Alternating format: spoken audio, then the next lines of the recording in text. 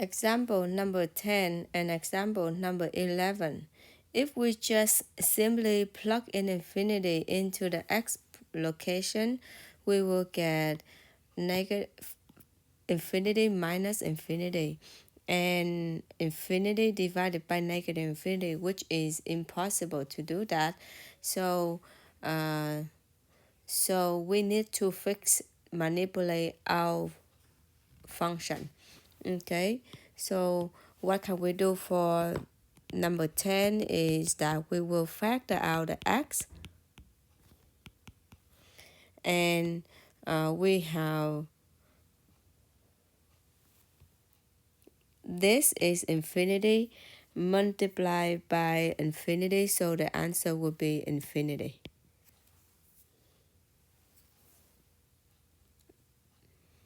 Example number 11. We will fix our problem by divide top and bottom by the same value of x. In this case, we will divide by the highest power of x in the denominator, which is the x, okay? So we will divide top and bottom by the x. So we have x squared plus x divided by x, and 3 minus x divided by x. So on the top, we will get x plus 1, and in the bottom, we have 3 over x minus 1. When x approaches to infinity, this will approach to 0.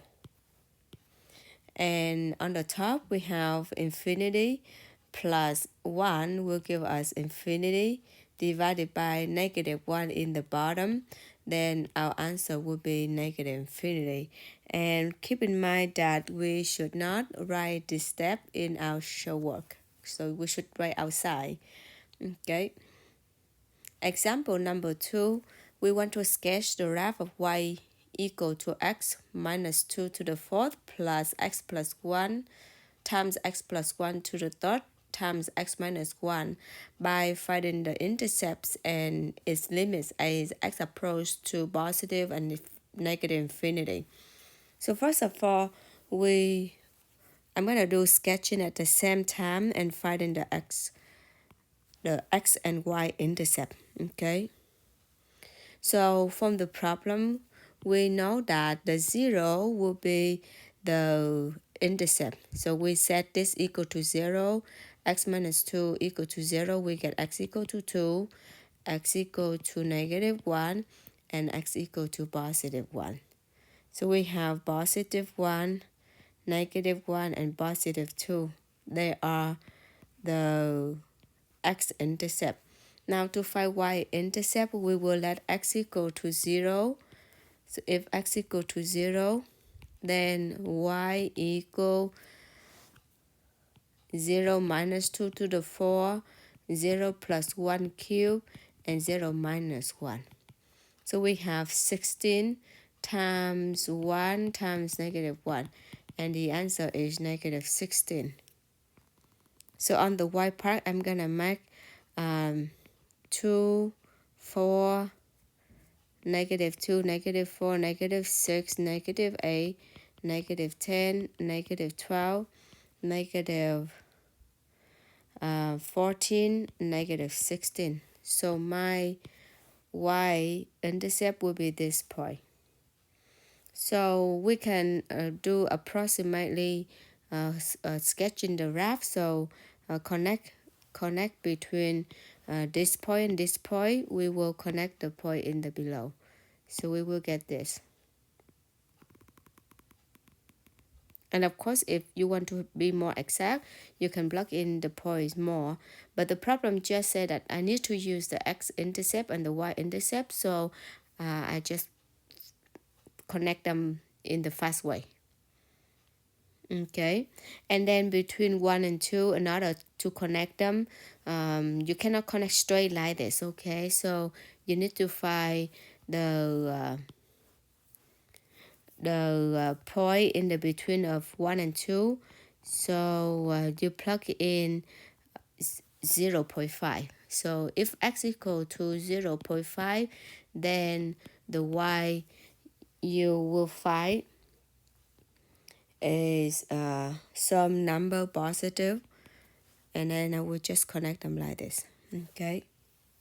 Okay, so now to continue from the outside of 2 and the outside of -1, we need to calculate the limit as x approach to positive infinity and negative infinity. Okay, so when x approach to positive infinity, then y equal, so we're gonna show this work outside, we don't write in the show work. Okay, so infinity minus 2 for the first parenthesis is will give you a positive infinity, and then infinity plus 1 is give you a very large number, right? And then infinity minus 1 is just like nothing. A very large number minus 1 is still a large number. Then the answer will be infinity. So this work we're going to write outside, but when we write in our problem, we're going to say y approach to infinity as x approach to positive infinity. Okay, and then another one. So when x approach to negative infinity, then y equal, now in the first parenthesis you have negative infinity minus 2. It's this very small number. The second parenthesis is negative infinity to the third power. The third parenthesis is negative infinity. Okay, so this will give us positive, very large positive, and this will give us very large negative, and this will give us very large negative.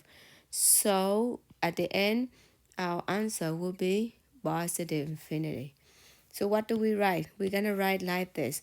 Y go to positive infinity as x go to negative infinity. So this is mean quadrant number 1 because both x and y are positive. So when x approaches to positive infinity, you can write it like this. And then this is like quadrant number 2, right? Because x is negative and y is positive. So you can do like this.